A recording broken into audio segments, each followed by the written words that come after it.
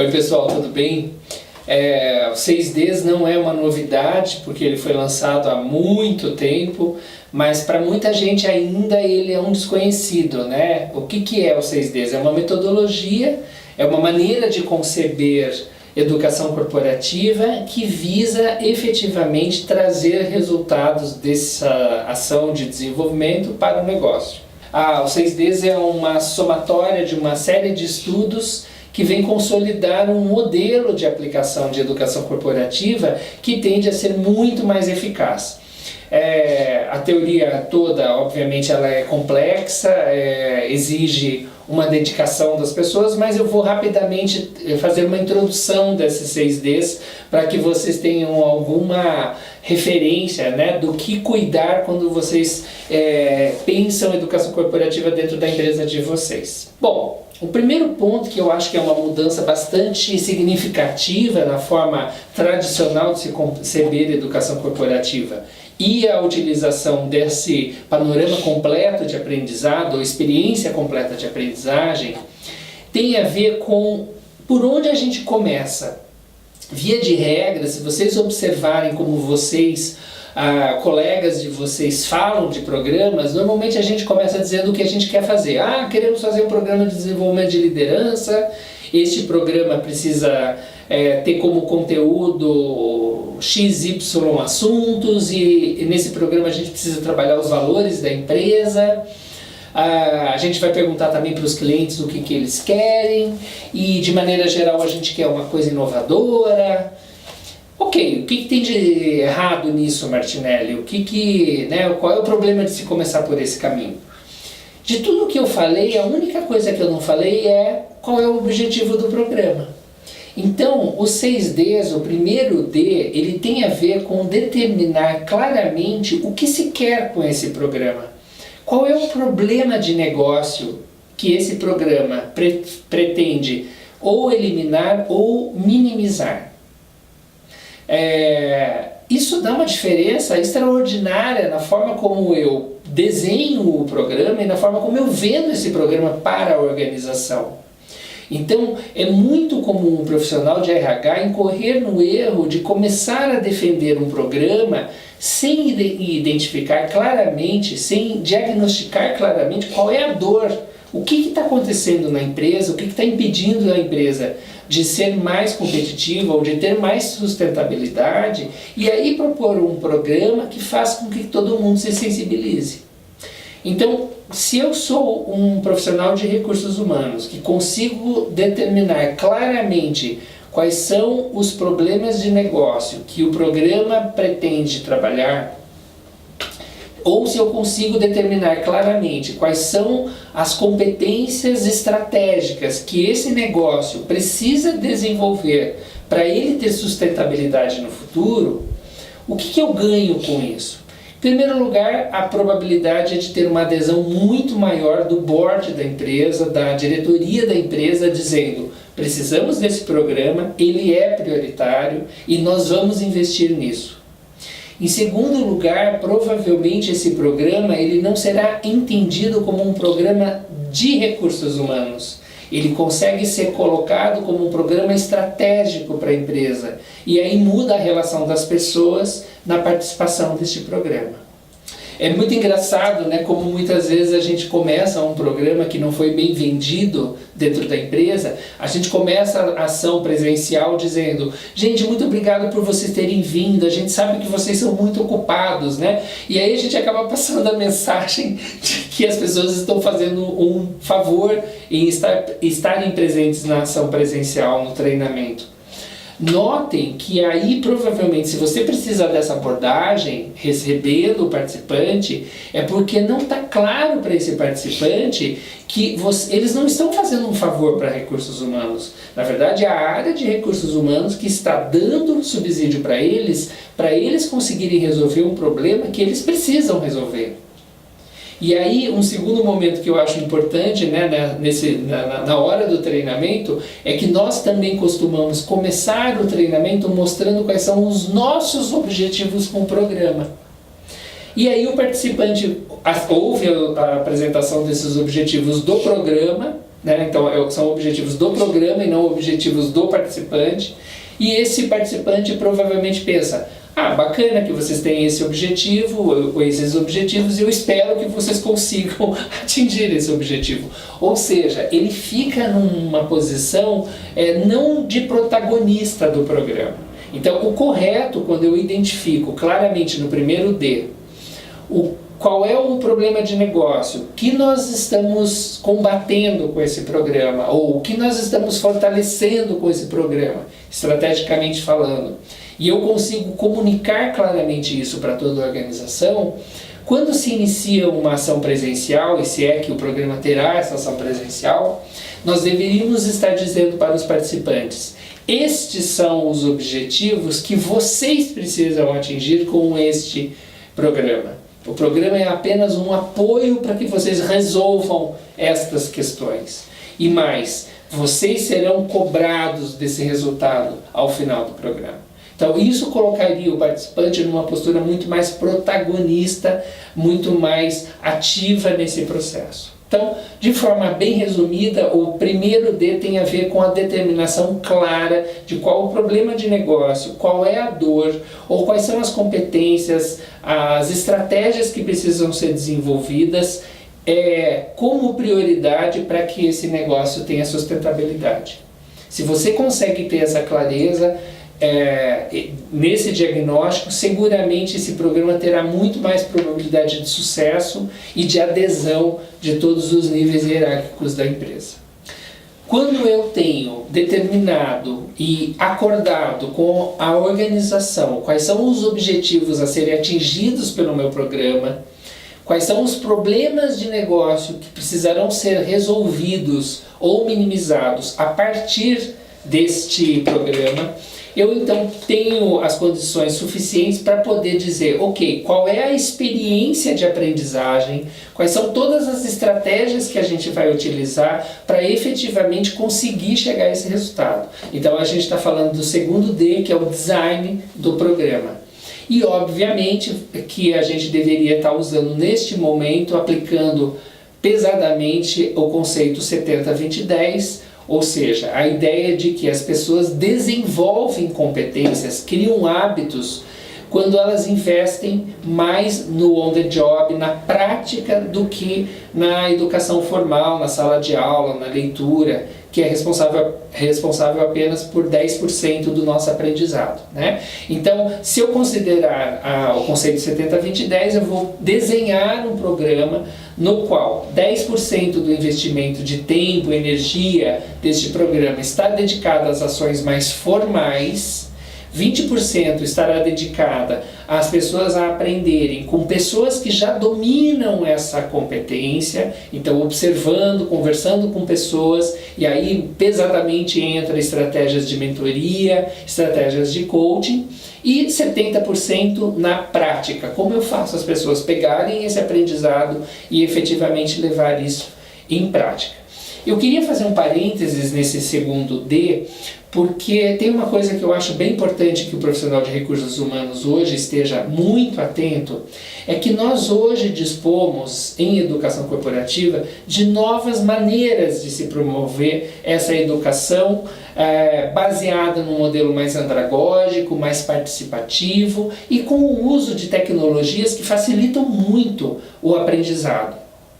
Agora, existe uma preocupação de que em alguns momentos, em algumas empresas talvez, o meio, a tecnologia ou a inovação acabe virando o objetivo final do programa. Então é razoavelmente comum nós ouvirmos alguns profissionais de recursos humanos mais interessados na forma do que no resultado. Então parece que a tecnologia ela acaba ganhando uma dimensão que ela é desproporcional porque o resultado está sendo deixado em segundo lugar, né? O profissional ele quer provocar dentro da empresa uma experiência bacana, levar as pessoas para fazer uma atividade ao ar livre, levar eles para um museu, fazer um hackathon com os participantes. Isso tudo são recursos fantásticos de aprendizado que atualmente a gente tem lançado mão. Mas isso é só o meio, isso não pode ganhar uma importância maior do que o próprio resultado do programa. Então, fiquem atentos a esse ponto.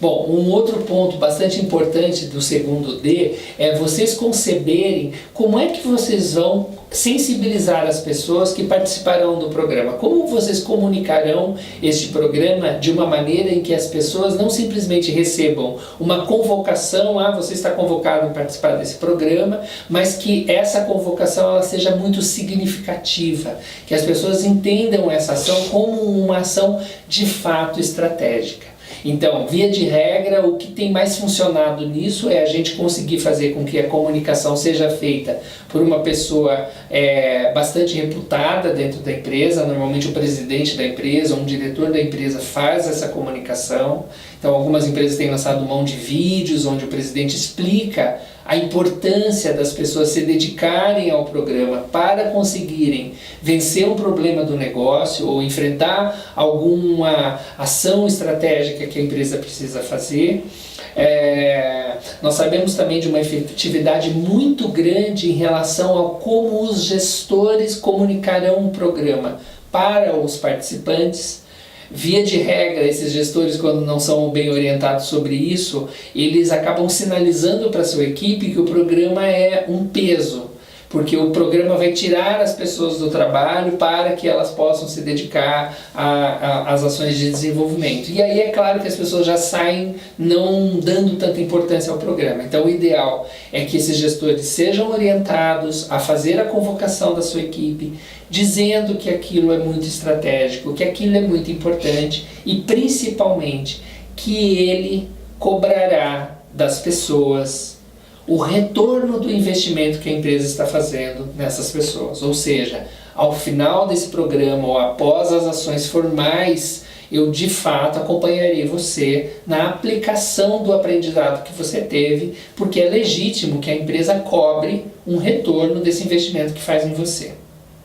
Isso tudo então tem a ver ainda com a pensar na estratégia do programa no D2, né, no design do programa.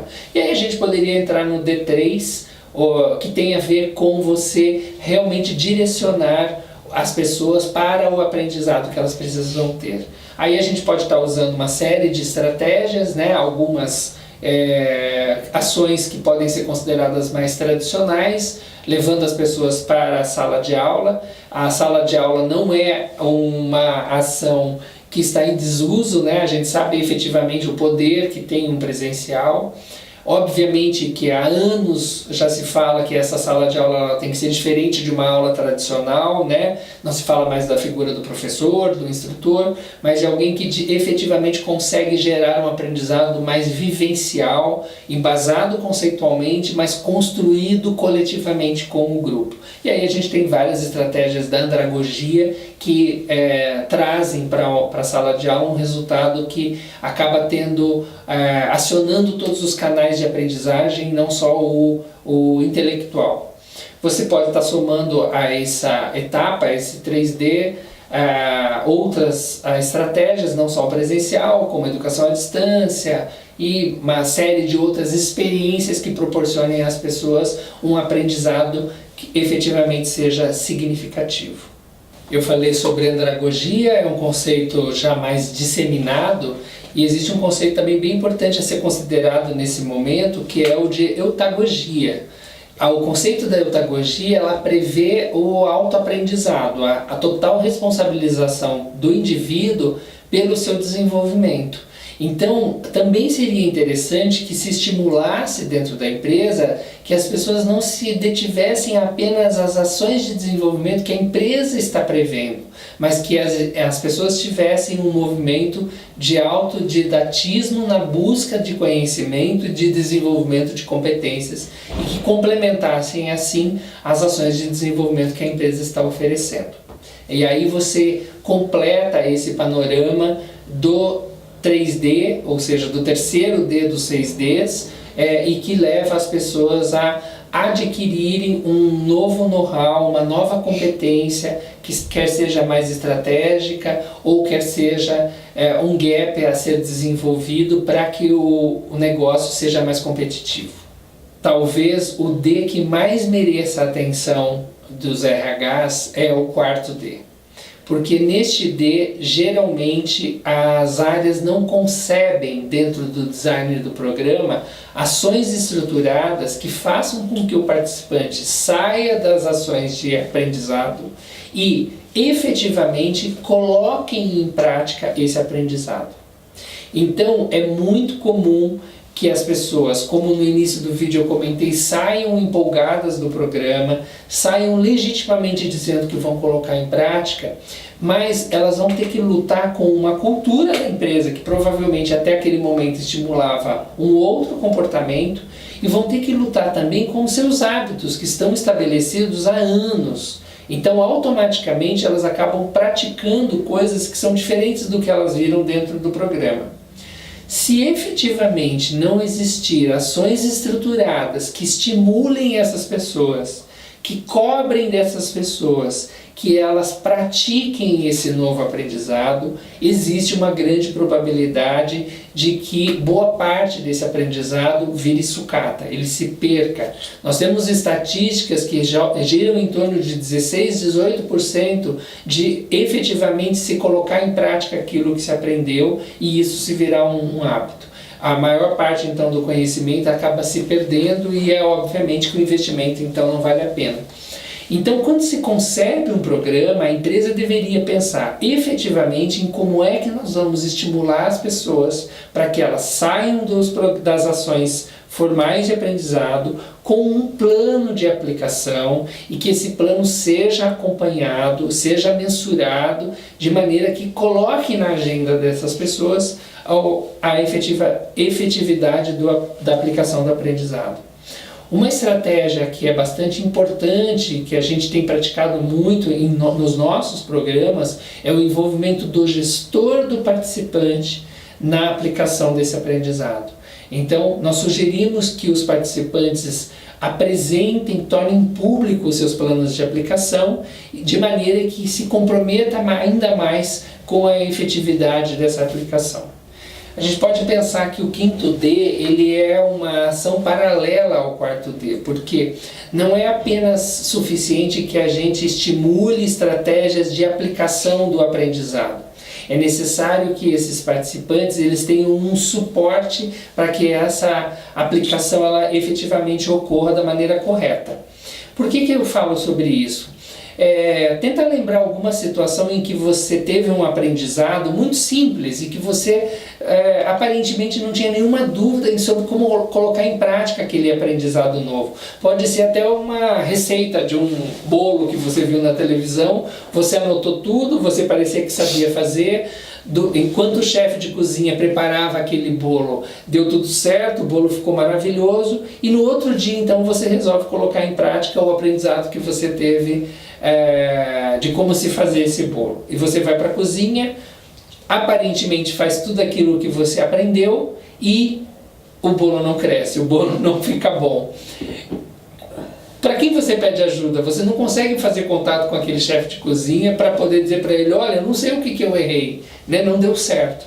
Então a gente tem que pensar que isso vai acontecer praticamente em qualquer novo aprendizado dentro da empresa. As pessoas vão ter uma orientação, elas vão entender o que é para elas fazerem, mas isso não quer dizer que elas já tenham a habilidade de se colocar aquilo em prática. Então, a empresa que concebe um programa pensando numa experiência completa de aprendizado, ela vai desenhar estratégias onde esse participante terá suporte para esses momentos de dúvidas, para esses momentos de erros. E aí a empresa pode lançar mão de uma série de estratégias. Por exemplo, comunidades de troca, comunidades de aprendizado, encontros de lições aprendidas, tutoria, mentoria, para que esses gestores, então, ou participantes, que se encontrem uma dificuldade, não abandonem aquele aprendizado, não pensem assim, poxa, isso não funciona, isso só funciona em sala de aula, isso só funciona no curso, a realidade é outra, e abandona esse aprendizado e volta para o padrão anterior. Então é muito importante pensar em estratégias simples, mas que as pessoas, conforme elas vão se deparando com dificuldades, elas possam recorrer, se retroalimentar de conhecimento e de novas estratégias para voltar à prática e efetivamente tornar esse aprendizado um hábito. Finalmente a gente chega ao último D. Esse D ele tem a ver com a mensuração ou a documentação dos resultados que efetivamente esse programa trouxe para o negócio. Então este é o momento de resgatar o primeiro D, ou seja, a definição dos problemas de negócio que seriam abordados no programa e efetivamente verificar quanto nós chegamos ou nos aproximamos deste resultado esperado. Esse tem um fator bastante importante, que é, desde o início, a gente conseguir sinalizar para os participantes do programa que eles serão cobrados desse resultado. Porque isso muda completamente a relação dos participantes com esse novo aprendizado. Se não existe uma pressão, se não existe de alguma maneira uma sinalização que as pessoas precisarão devolver para a organização o investimento que a organização fez, existe uma grande probabilidade das pessoas se perderem dentro de tantas demandas que elas possuem, outras demandas, e que elas serão cobradas, elas efetivamente acabam deixando o programa de lado para poder correr atrás das outras metas que efetivamente elas sabem que serão cobradas. Então é importante que desde o início as pessoas saibam que elas precisarão colocar em prática, precisarão resolver problemas do negócio que foram identificados inicialmente, e que nesse momento seja documentado esses resultados e feito um PDCA para retroalimentar o programa, para verificar o que precisa ser feito caso o programa ainda não tenha atingido o nível esperado, e então quais seriam as ações de continuidade do programa para se efetivamente concretizar tudo o que tinha sido planejado. Por trás de todos esses Ds existem muitos estudos, eles estão registrados no livro 6Ds. Obviamente que a minha abordagem aqui foi uma abordagem razoavelmente superficial, mas eu espero que essa abordagem ela seja suficiente para vocês razoavelmente entenderem e talvez até já terem alguns insights do que vocês podem fazer de diferente nos programas da empresa e assim efetivamente conseguir um resultado ainda melhor contribuindo com o negócio. Muito obrigado e até uma próxima oportunidade.